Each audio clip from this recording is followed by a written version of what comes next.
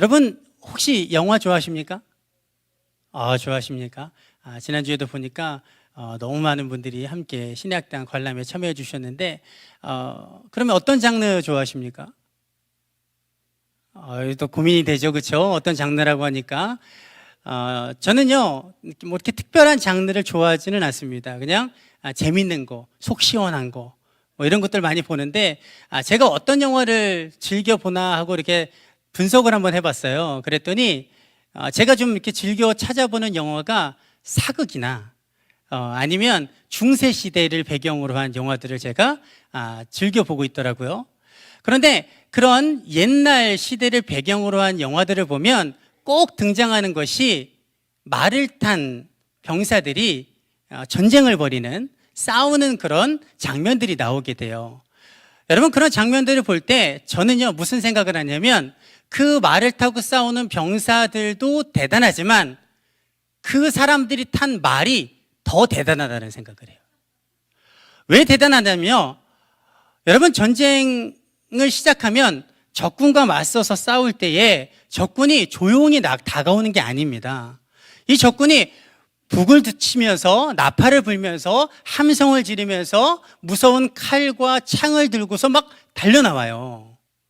그러면 눈앞에 펼쳐지는 것은 너무나도 두려운 그 압박감, 그리고 소리, 그리고 막 말들도 같이 그 칼에 창에 찔려서 피 흘리며 쓰러집니다. 그런데 신기한 건 뭔지 아십니까? 이 말들이요 도망가지 않아요. 그냥 말을 탄 자가 걸으라고 하면 걷고, 기다리라고 하면 기다리고, 뛰라고 하면 뛰는 거예요.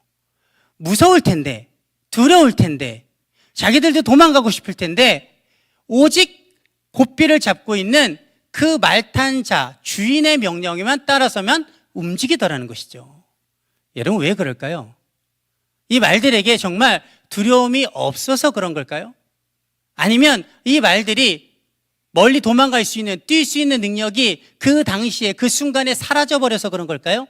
여러분, 그렇지 않습니다.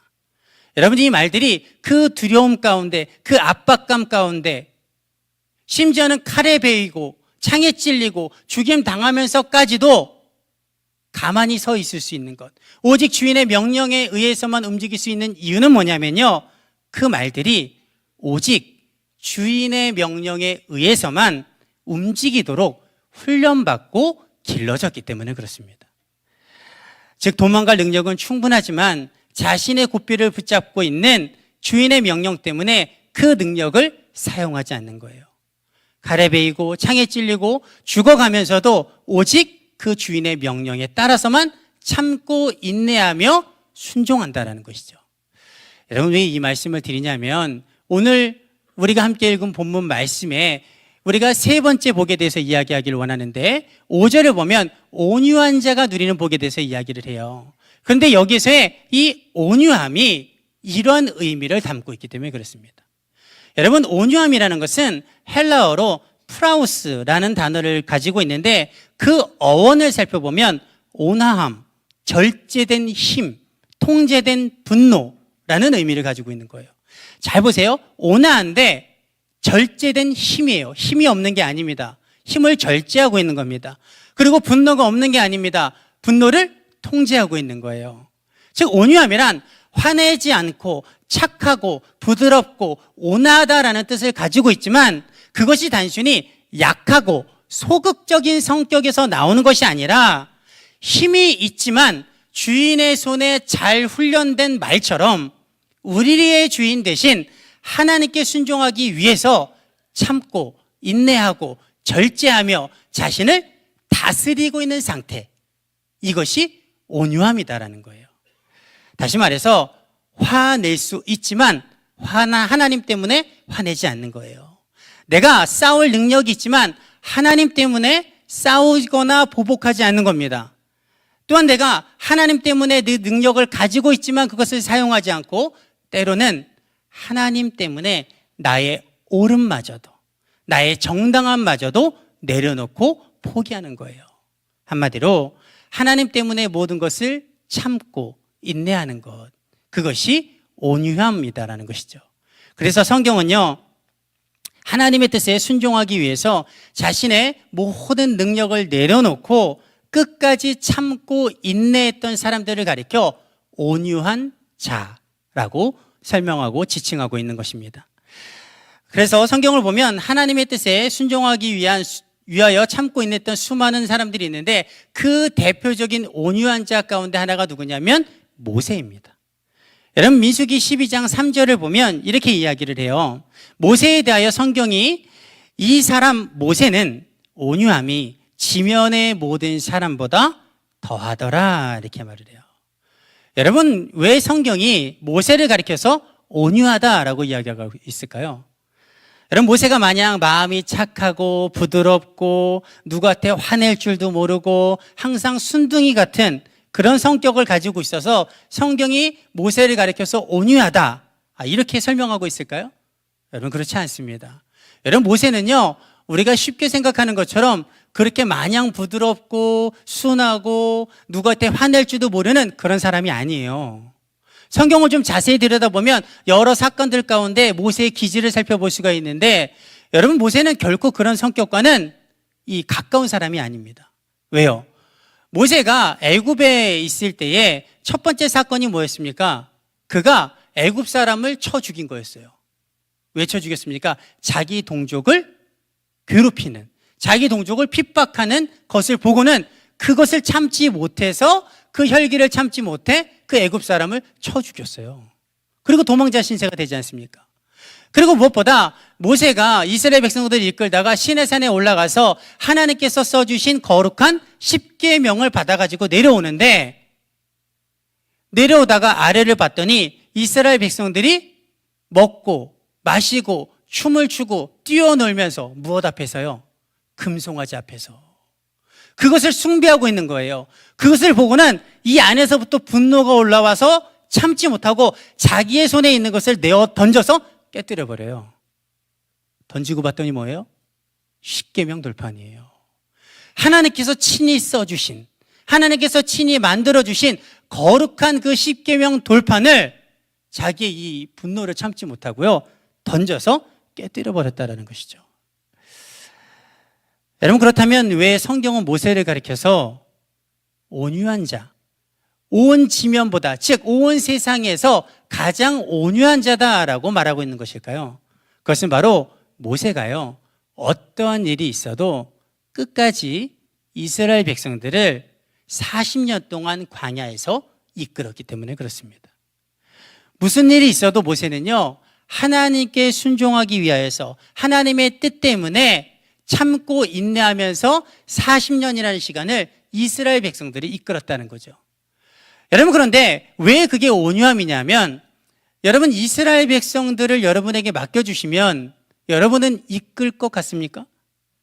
당시에 이스라엘 백성들은요 만만치 않은 사람들이에요. 결코 그렇게 40년 동안 이끌 수 있을 만큼의 그것을 감당할 수 있는 크기의 사람들이 아닙니다. 왜요? 여러분 보세요. 모세가 이스라엘 백성들과는 피가 같다는 거, 동족이라는 거 빼놓고는 다 달라요. 자라온 환경도 다르고 신분도 다르고 그리고 하나님의 부르심을 받았을 때 모세는 도망자 신세였어요. 이미 미디안 광야에서 40년을 결혼하고 애 낳고 살면서 잘 살고 있던 사람들이었습니다. 그럼에도 불구하고 하나님의 명령 때문에 목숨을 걸고, 왜 목숨을 겁니까? 도망자 신세니까. 내가 살인하고 도망 나왔는데 다시 들어가면 내가 죽을 수도 있는 거예요. 그럼에도 불구하고 하나님의 명령에 순종하여 들어가서 하나님께서 일으켜주시는 기정을 통해서 이스라엘 백성들을 출애굽시켰어요. 그들에게 자유를 주었습니다. 그들에게 진정한 행복을 주었습니다. 그러면 잘해야 되잖아요. 그런데 이스라엘 백성들이 보여준 것은 무엇이었습니까? 틈만 나면 불평하고, 틈만 나면 원망하고, 틈만 나면 범죄하고, 또 심지어는 좀 전에 말씀드렸던 것처럼 금송아지를 만들어서 우상을 숭배하고 하다 못해 불평이 극에 달하면요 모세를 향하여서 돌을 들고 쳐 죽이려고 하는 그런 사태까지 벌이는 게 이스라엘 백성들이었다는 거예요. 그런데 그것이 한 번이 아니에요. 40년 내내 반복되어지는 거예요. 여러분 같으면 어떨 것 같습니까? 그런 백성들 40년 이끌 수 있겠습니까? 제가 한번 생각해 봤어요. 저는요, 1년 아니, 한 6개월도 못 버틸 것 같아요. 아니, 하나님 저 그냥 갈랍니다. 내가 살던 미디안 광야로 가렵니다. 하나님이 나에게 출애굽을 명령하셨으니 이제 그건 들었으니까 나머지는 하나님이 하십시오. 그리고 그냥 도망갔을 것 같아요. 여러분, 모세에게 도망갈 수 있는 힘이 없었던 게 아니에요. 모세는 얼마든지 자기가 편안하게 살던 미디안 광야로 돌아갈 수 있었습니다. 돌아가면 자신을 받아줄 가족들이 있었어요. 그런데 도망가지 않았어요. 그리고 이스라엘 백성들이 그를 원망하고 돌을 치려고 대적했을 때에도 그들을 멸할 수 있는 권위와 힘과 능력이 모세에게 있었습니다. 그러나 모세는요, 그들을 징계하지 않아요. 그들을 내치지 않습니다. 그들을 포기하고 버리지 않아요. 그럴 때마다 모세가 했던 것은 하나님 앞에 나아가 기도하는 것이었어요. 그리고 아무런 대응도 하지 않고 묵묵히 참고 인내하며 하나님의 뜻에 순종함으로 그 광야에서 이스라엘 백성들을 40년을 이끌었다라는 것이죠. 이유는 딱 한 가지였어요. 그것이 하나님의 뜻이었기 때문에. 여러분, 예수님도 마찬가지입니다. 마태복음 11장 29절을 보면 예수님께서 이렇게 말씀하십니다. 나는 마음이 온유하고 겸손하니 나의 멍에를 메고 내게 배우라. 그리하면 너희 마음이 쉼을 얻으리니. 여러분, 즉 예수님은 마음이 온유하신 분. 성경은 예수님을 가리켜서 온유한 자다라고 이야기하고 있는 거예요. 여러분, 그러면 예수님의 마음이 온유하다는 것이 예수님이 마냥 부드럽고 순하고 전혀 화도 낼 줄 모르는 그런 성격을 갖고 계셨다라고 말하고 있는 걸까요? 여러분, 그렇지 않아요. 여러분, 예수님도 때로는요, 화내셨어요. 여러분, 우리가 잘 아는 것처럼 예수님은 때때로 사두개인이나 바리새인들을 향해서 뭐라고 말씀하셨습니까? 이 독사의 자식들아, 이 회칠한 무덤 같은 자들아. 여러분, 이게 지금 우리로 말하면 굉장히 모욕적인 말이거든요. 욕 중에 욕 같은 거예요. 굉장히 모멸감을 주는 말이었는데 이걸 막 서슴없이 내뱉으셨어요. 그리고 십자가를 지시기 전 예루살렘에 올라가셔서 성전에 이르셔서는 무엇을 하셨습니까? 그곳에 돈 바꾸는 자들, 매매하는 자들의 상을 뒤엎으셨어요. 여러분, 그렇다면 왜 성경은 그러한 모습을 가지고 있었던 예수님을 향하여서 온유하다라고 말씀하고 있는 걸까요? 그것은 바로 예수님께서 평생을 참고 인내하시면서 하나님의 뜻과 이끄심에 따라 온전히 순종하는 삶을 사셨기 때문에 그렇습니다. 여러분, 예수님은요, 창조주이심에도 불구하고 그 창조의 능력을 내려놓으시고 낮고 천한 피조물의 모습으로 이 땅 가운데 오셨습니다. 그리고 이 땅 가운데서 사역을 하실 때 수많은 사람들이 대적하여 일어났어요. 여러분, 예수님의 말 한마디면 그들을 멸할 수 있었습니다. 그러나 예수님은 그 능력을 사용하지 않으셨어요. 빌라도의 법정에 서고 재판을 받으실 때에 수많은 사람들에게 침뱉음을 당하고 누구는 예수님을 때리고 뺨을 맞을지라도 예수님은 그것에 대해서 저항하거나 그들에게 반항하지 않으셨어요. 십자가에서 온갖 조롱과 핍박과 야유와 비아냥이 있을 때에도 예수님은 천사를 보내셔서 그들을 다 멸하시고 십자가에서 내려오실 수 있음에도 불구하고 예수님은 자신의 그 능력을 사용하지 않으셨습니다. 왜냐하면 그것이 이 땅 가운데 우리를 구원하기 위하여 예수님을 보내신 하나님의 뜻이었기 때문에 그렇습니다. 한마디로 말해서 예수님은요, 그 누구보다 크신 능력을 가지고 계셨음에도 불구하고 하나님의 뜻과 계획을 위하여서 이 땅 가운데 태어나시면서 죽으시고 부활 승천하실 때까지 그 능력을 사용치 않으시고 온전히 참고 인내하며 하나님의 뜻에만 순종하는 삶을 사셨다라는 것입니다. 여러분, 우리도 마찬가지입니다. 우리도 모세처럼 또 예수님처럼 온유한 마음을 가지고 삶 가운데 하나님의 뜻을 위하여서 참고 인내하고 절제하는 삶을 살아야 될 줄 믿습니다. 하나님의 뜻을 위해서라면요, 나의 능력, 나의 자존심, 나의 정당함, 나의 옳음까지라도 내려놓아야 될 줄 믿습니다.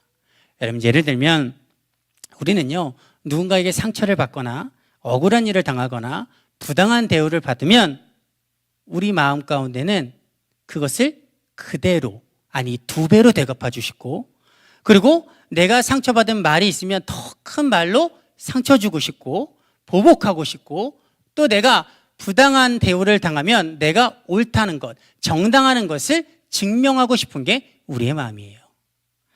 여러분, 그러나 성경은요, 우리에게 이렇게 이야기합니다. 악을 악으로 갚지 말고 선으로 악을 이기라.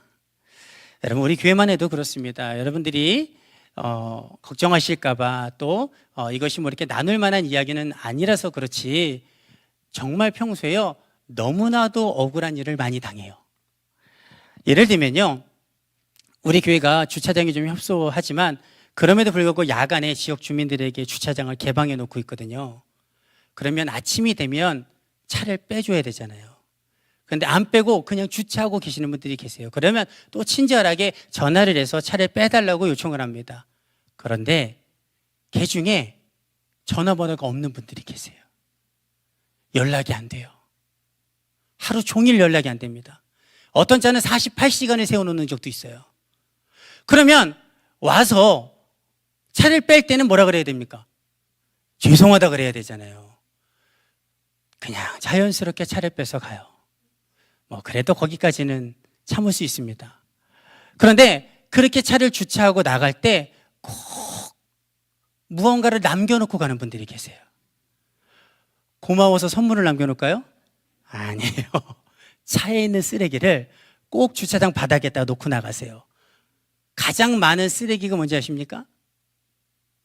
테이크아웃 잔에 담겨진 가득한 담배꽁초예요. 그것들을 다 내려놓고 가세요. 그리고 또 어떤 분은요, 교회에 뭔가 좀 꼬투리가 될 만한 게 있으면 열심히 신고하는 분이 계세요. 국민신문고 앱에다가 시청에다가 얼마나 열심히 신고하시는지 몰라요. 전에는요, 한번 우편물을 하나 시청으로부터 받았는데 정말 제가 어이가 없어갖고 내용을 보니까요, 이런 내용이었어요. 누군가가 신고를 했는데 우리 교회 종탑에 있는 십자가 네온 사인 때문에 잠을 못 자겠대요. 그래서 이렇게 네온 사인을 봤는데 교체할 때가 돼갖고요, 이게 LED가 많이 나갔어요. 흐려요. 그래서 잠을 못 자겠대요. 여러분, 이런 일들이 정말 많이 있습니다. 여러분, 그래서 제가 어떻게 했을 것 같습니까? 제 성질에. 주차장에 쓰레기를 놓고 간, 그 담배꽁초 가득한 컵을 놓고 간 CCTV 다 찍히거든요? 사진을 현수막에 크게 인쇄해갖고 걸고 신문고 앱에다가 네온사인 신고한 분 찾아갖고 명예훼손, 업무방해 소송을 걸었겠습니까? 아니죠. 제발 좀 오해하지 않으셨으면 좋겠어요. 여러분, 제가요 이렇게 성질 있는 사람이 아니에요. 여태까지 살면서 화나서 싸워본 적은 한 번도 없어요. 정말 이렇게 화가 있지 않습니다. 생긴 게 그래요. 생긴 게 정말 억울해요. 어제도 신방이 끝나고서 이렇게 식사를 하러 갔는데 이렇게 저하고 같이 이제 장님들하고 권사님들하고 같이 앉으셨는데 저희 한 장로님께서 이렇게 말씀하셨어요. 식당 사장님께 저희 교회 목사님이시라고. 근데 사장님이 이렇게 말씀하시는 거예요. 목사님처럼 안 생겼는데요. 목사님처럼 안 생겼대요. 목사님 뭐 이렇게 터프하고 시크하게 생겼니? 그래도 아무렇지 않았어요. 근데 다른 장로님이 옆에서 이러시는 거예요. 목사님, 상처받지 마세요. 그때부터 상처가 조금 됐어요. 하도 많이 들어갔고 별로 이렇게 마음에 상처는 없는데, 여러분 오해하지 마세요. 제가 눈물도 많고요, 마음이 여린 사람이에요. 여러분, 교회에 그런 신고가 있어도요, 거기에 대응하지 않았습니다. 오히려 그냥 아직도 우리 관리 권사님께서 그럴 때마다 그냥 조용히 치워주고 계시고요. 그리고 네온 십자가는 어떻게 했을까요? 10시 되면 타이머를 걸어서 끄게끔 만들었습니다. 여러분, 왜 그렇게 하겠습니까? 바보라서 그렇습니까? 아니에요. 그렇게 하는 것이 하나님의 뜻이라 생각했기 때문에 그렇습니다. 여러분, 교회도 마찬가지죠. 교회는요, 불완전한 죄인들이 모인 공동체입니다. 그래서 내가 아무리 잘하고 옳게 일을 한다고 할지라도요, 내가 열심히 일하다 보면 주변에서 시기하고 질투함으로 말미암아 나를 공격하고 비방하고 뒷담화를 하는 사람들이 생기기 마련이에요. 여러분, 그런데 보세요. 그럴 때마다 내가 그렇게 나를 공격하고 비방하고 뒷담화하는 사람들 붙잡아다가 변론하고 논쟁하고 시시비비 가리고, 그리고 내가 그럴 때마다 힘들어서 못하겠다고 내가 주의 사역을 다 내려놓으면 교회는 어떨 것 같습니까? 우리 모두가 다 그런 태도를 가지고 반응한다면 여러분 교회는요 단 하루도 조용할 날이 없을 거예요. 그리고 교회가 받은 사명을 감당하지 못할 것입니다. 여러분 물론 온유하다는 것이 모든 불의를 참고 묵인하라는 것은 아니에요. 여러분 우리가 하나님의 공의가 무너지는 문제라면 또 우리가 반드시 진리 위에 서서 싸워야 될 것이라면 싸워야 됩니다. 그리고 교회가 세워진 권위와 리더십이 무너뜨리는 공동체를 와해할 만한 것들이 있으면 엄하게 치리하고 그것에 대해서 판단해야 돼요. 여러분 그러나 중요한 것은 뭐냐면 그러한 불의한 일을 당할 때마다 그 불의에 대한 반응이 우리의 감정이나 우리의 생각이나 우리의 기준이 되어서는 안 된다는 거예요. 우리의 반응은요 하나님의 뜻과 말씀이 기준이 되어야 될 줄 믿습니다. 혹시 지금 말씀을 들으시면서 그래도 여전히 마음이 불편한 분들이 계십니까? 목사님 나는 그렇게 못 삽니다. 억울해서 못 삽니다. 그런 세상이 어떻게 되겠습니까? 그러면 우리 교회가 어떻게 됐습니까? 여러분 걱정하지 마십시오. 왜냐면요 내가 억울한 것은요 하나님이 풀어주실 것이고 내가 보복하지 않아도 하나님께서 그 원수를 갚아 주실 줄 믿습니다. 여러분 로마서 12장 19절 우리가 한번 읽어볼까요? 로마서 12장 19절 함께 읽겠습니다. 시작.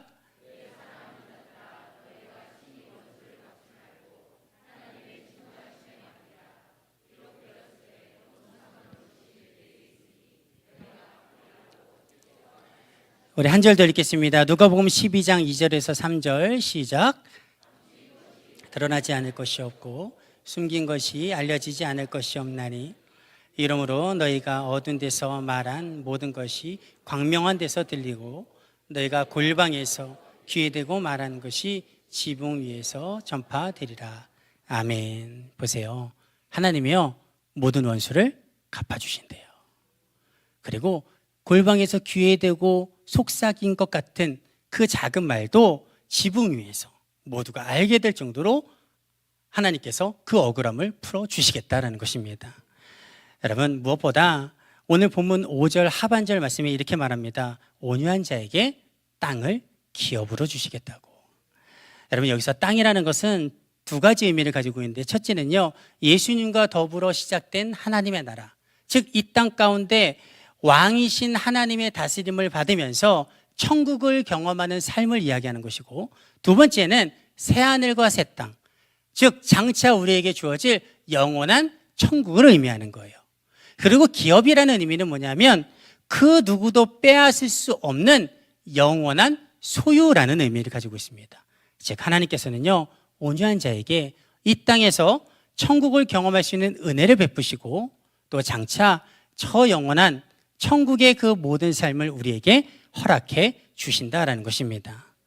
여러분 십자가는 모든 능력을 하나님의 뜻에 맞추어 하나님 때문에 내려놓으시고 모든 것을 포기하신 진정한 온유가 무엇인가를 우리에게 보여주신 사건이었습니다.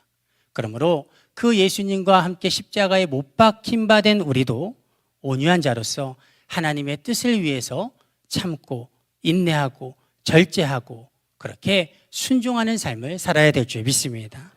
하나님의 뜻을 위해서라면요 설사 그것이 나의 능력과 자존심과 정당함과 오름일지라도 내려놓는 삶을 살아가기를 원합니다.